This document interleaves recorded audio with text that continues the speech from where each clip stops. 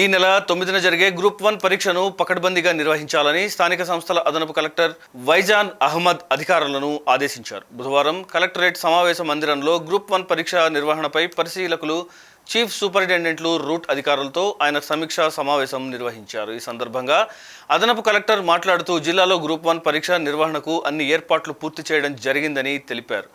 టీజేఎస్పీ commission నిబంధనలు అభ్యర్థులు, అధికారులు ఖచ్చితంగా పాటించాలని ఆదేశించారు. పరీక్ష రాయబో అభ్యర్థులకు, విధులు నిర్వహించే సిబ్బందికి పలు కీలక సూచనలు చేశారు. అభ్యర్థులంతా తమ హాల్ టికెట్ల పైన తాజా పాస్పోర్ట్ సైజ్ ఫోటో అతికించాలని, ఖచ్చితంగా ప్రభుత్వం జారీ చేసిన ఏదైనా గుర్తింపు కార్డును తమ వెంట తెచ్చుకోవాలని తెలిపారు.